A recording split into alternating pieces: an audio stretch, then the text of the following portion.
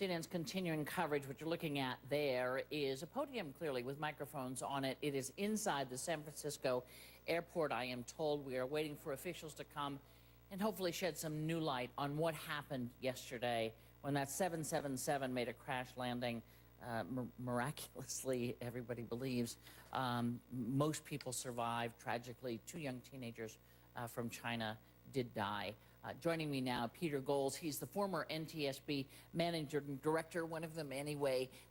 Can I start with the data recorders? Sure. And how long does that process take? Who's looking at it? And is that something by the end of the day they'll go right here?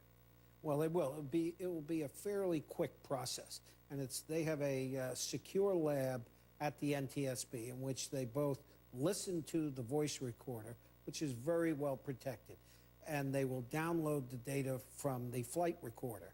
And the combination of the two shouldn't take them more than 6 or 8 hours to get a good picture of what was going on. The data recorder is digital. It covers every aspect of flight and the airplane's performance. The voice recorder, also digital, picks up what the crew was talking about. Were they on top of the situation?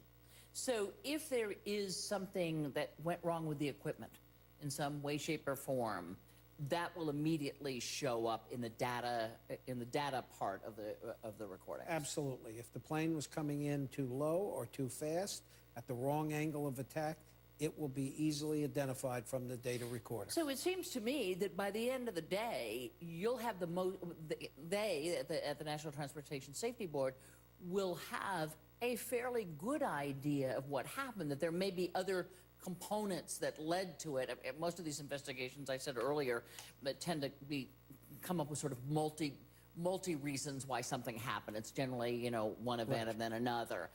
But they should have a pretty good idea at the end of the day, and yet sometimes it takes years to get these reports. Why Well, it is does. that? I mean, they'll have a picture of what happened, but they won't know why it happened and what contributed to it.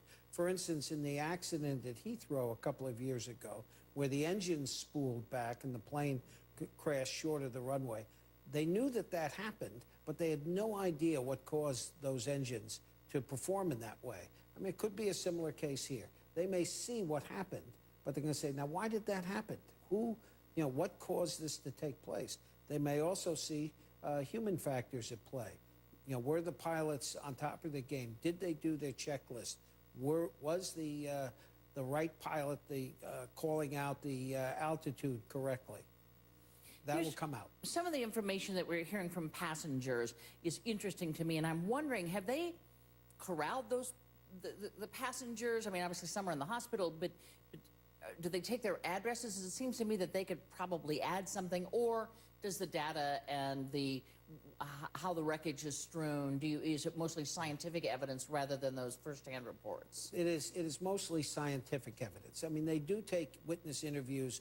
We did, but this is such a shocking event that oftentimes witness recollections become distorted by the news that they hear, and you can't separate the two in your mind. Certainly, they'll want to talk to the flight crew of the United plane that watched the Asiana plane land, and they'll talk to many of the passengers and say, what did you hear? What happened? What did you see? The passengers will be looked at particularly carefully on the evacuation of the plane, the survivability. It's extraordinary that 305 people walked away from this or got out of this alive, and it's a testament to the flight crew, the cabin crew, and the design of the aircraft. And certainly there are regulations, you know, since these giant planes came into being that say, in fact, you got to be able to evacuate in 90 seconds, even right. if some of those slides are blocked off. Even if 50% of your slides are blocked, your flight attendant crews, your cabin crews have to be able to get the people off in 90 seconds. And from what I've read and heard, this flight crew did a great job. Yeah, another reason you should listen to the flight attendants when you get on, no matter how many times you hear that message about look and find out where the exits are. Let me ask you if you think it's at all peculiar. I was sort of struck when the chairman said, well, we'll get to the pilots in a couple of days. I would think the NTSB plane would land and they would say, if the pilot's awake, I want to talk to him. Generally, you want to get to the pilots as soon as possible. But in an international investigation, it's somewhat of a more sensitive issue. And we do have the flight voice recorder, so we know what they're going to say. I mean, there may be, of course, because they may be injured, they may be in shock, and there may be some international issues. The Koreans are observers to this investigation. You might show them some deference at the beginning. And is there, and we don't know if the pilots are injured, they quite easily Right. could be, and there were several pilots on board. So what I hear you saying is that they are not as important. Again, this is a scientific search. It's not a trial where you bring in witnesses. It's a, wait a minute, here's what we see right here. Here's what the facts show. Here's what the physical evidence show. Here's what the data shows. Now, you want to talk to the flight crew because you want to make sure that A, they weren't fatigued, B, they were doing what they were supposed to do in the sequence that they were trained to do it. And if for some reason they weren't, they want to find out why. And it's difficult, is it not, when it's an international, I mean, this is not as I don't believe this is a U.S. pilot. Perhaps it is, but it doesn't sound like it.